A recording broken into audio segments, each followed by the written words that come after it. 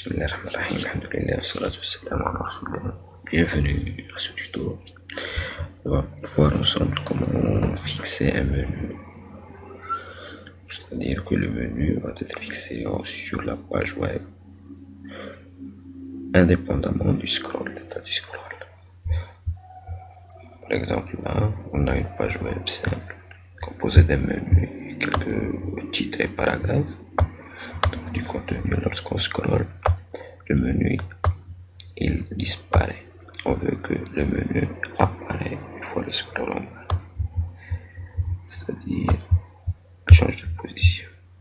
Donc là, on peut le faire avec du CSS, c'est simple.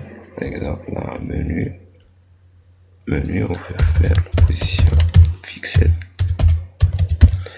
Vous allez voir que CTRL S, lorsqu'on actualise, on a rafraîchi la page, là vous voyez que le menu il apparaît toujours.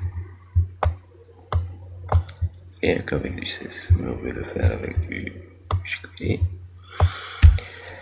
Donc qu'est-ce qu'on a? On a notre page HTML, c'est index.html, tout simple.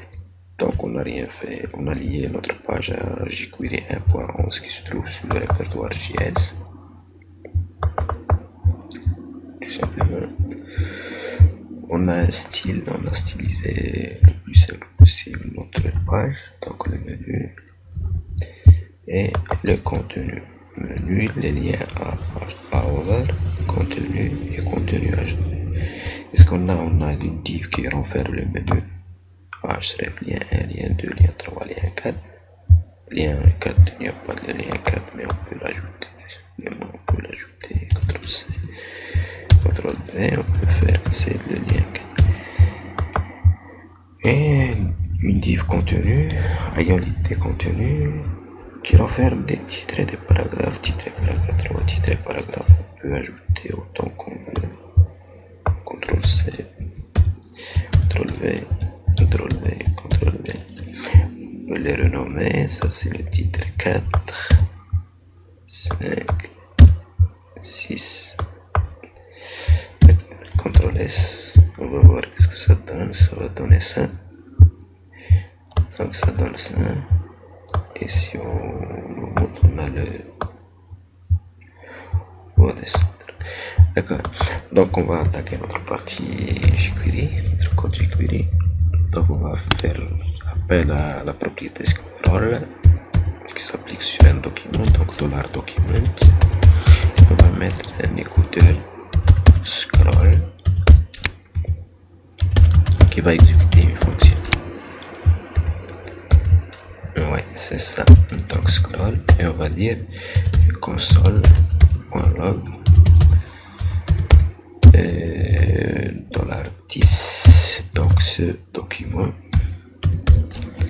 on veut avoir le scroll top. Scroll top, c'est la propriété, c'est-à-dire le niveau de déplacement, la valeur du déplacement. Donc on va faire CTRL S, console log, c'est bon. Donc je pense que c'est intéressant. On actualise. On va faire du F12 là pour avoir la console. Voilà. Donc si on scroll, vous voyez que la valeur change là, 14, 29, 34. Si on monte, on a le 0. On veut détecter l'instant où le menu il disparaît. Donc c'est là à 24, donc à 25 à peu près.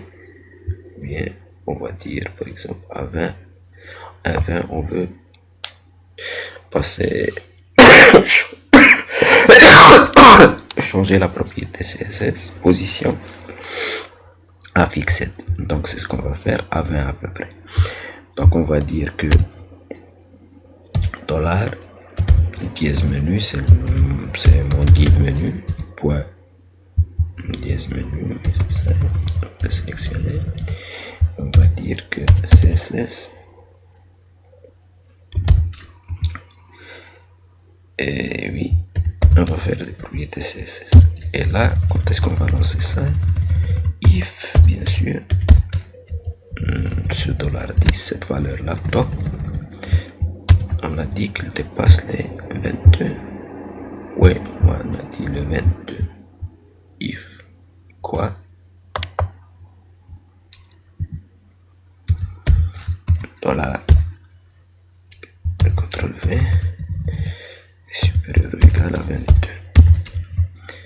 Donc s'il est supérieur ou égal à 22, on veut exécuter ceci.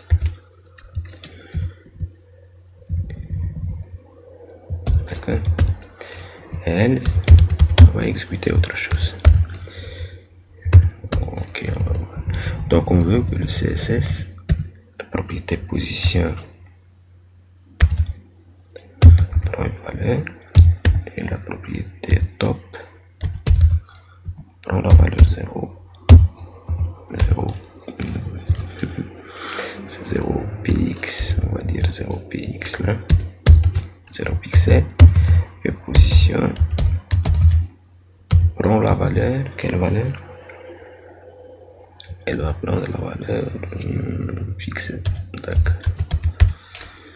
Ça, else, on va prendre ceci, CTRL C, on va dire 80, et on va, la position, on va la rendre à initiale, la valeur initiale, tout simplement. CTRL S, on va voir, on actualise. Donc on a actualisé, on va voir lien, et là il apparaît. Lorsqu'on descend, il change. Donc la transition c'est 12, 21, 24. Donc la transition se fait sans problème. On va voir. Voilà.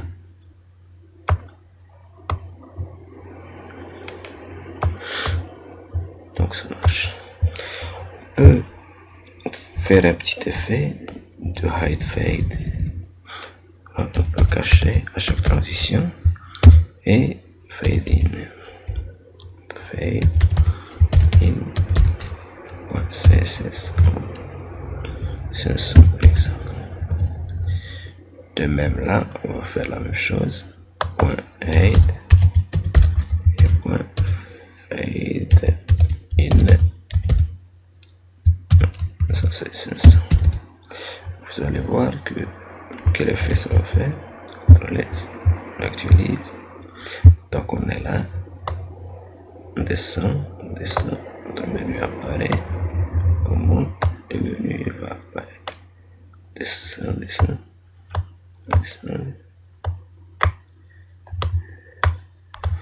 Donc c'est un effet joli.